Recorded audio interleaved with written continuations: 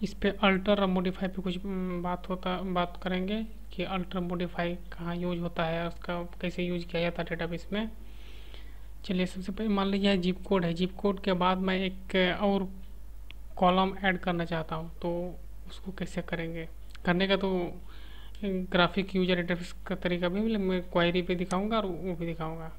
Graphic user interface पे जैसे किया जाए तो उसको भी दिखाऊंगा। सबसे पहले लिखता हूँ अल्टर अल्टर टेबल। कौन सा टेबल? टेबल का नाम क्या है? कस्टमर।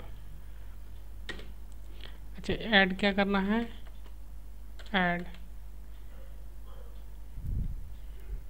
ऐड कर देते हैं न्यू कॉलम।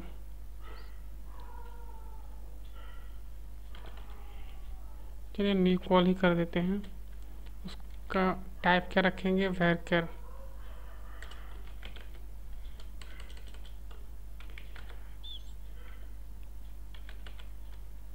इसका डेटा टाइप हो varchar।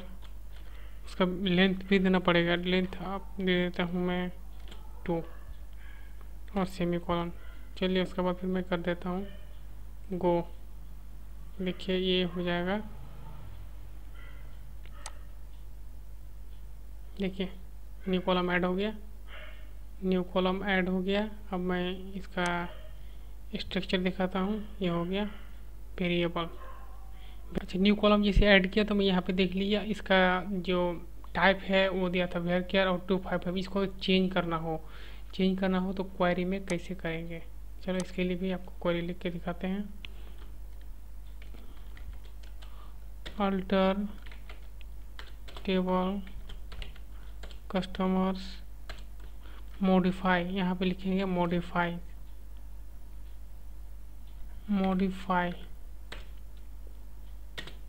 कॉलम।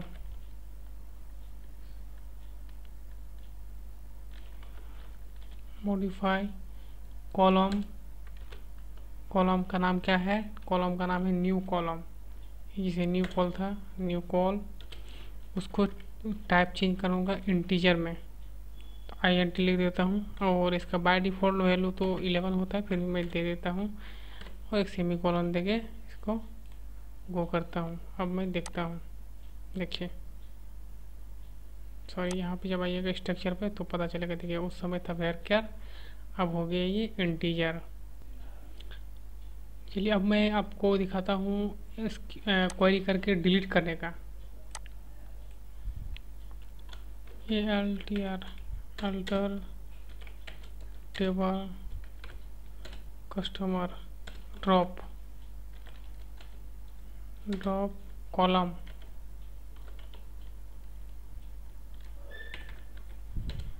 कॉलम का नाम क्या था? New call.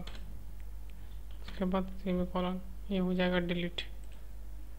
पूछ रहा है, ओके कर दिए, हो गया डिलीट। कन्फर्मेशन के लिए पूछा, डिलीट हो गया। देखिए ये डेटा उड़ गया। यहाँ पे जो कॉलम था न्यू कॉलम वो भी ख़त्म, यहाँ से भी नहीं है। ये तो हुआ क्वेरी करके। अब मैं आपको दिखाऊंगा कि आप इसको ग्राफिक यूजर इंटरफेस में कैसे कर सकते हैं। सबसे पहले मैं चलता हूँ इंसर्ट में। अच्छा, उसके बाद यहाँ पे आपको कितना कॉलम ऐड करना है, देखिए यहाँ पे लिखा हुआ है 1 दिया हुआ, बाय डिफॉल्ट 1 है। आप 2 कर सकते हैं, 1 कर सकते हैं। मैं चल 2 आपको दिखाता हूँ, 2 ले लेता हूँ। और यहाँ पे दिख रहा है किसके बाद करना है। अगर बिगिन आपका ID के पहले होगा तो ये बिगिन में होगा, या फिर ID के बाद होगा, या फर्स्ट नेम लास्ट नेम, जिसके बाद करना उसके बाद करना चाहते हैं। मैं लास्ट में कर देता हूँ, आफ्टर जिप कोड, मतलब सबसे बाद में। यहाँ पे चलता हूँ, यहाँ पे लिख देता हूँ एड्रेस को ले लेता हूँ varchar और कर देता हूँ 255। और फिर मैं यहाँ पे ले लेता हूँ नाम, एड्रेस, ईमेल भी तो है। चलिए और कुछ ले लेता हूँ कॉलम।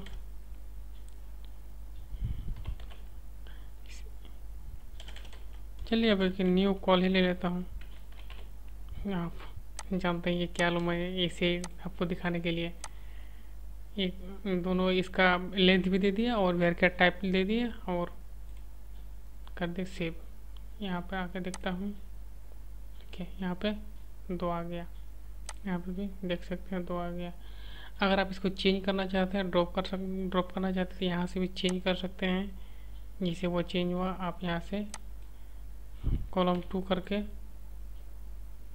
चेंज करके सेव कर देता हूँ। ये हो गया चेंज, देखिए ये कॉल 2 हो गया। अगर ड्रॉप करना चाहता हूँ यहाँ से ड्रॉप भी कर सकता हूँ।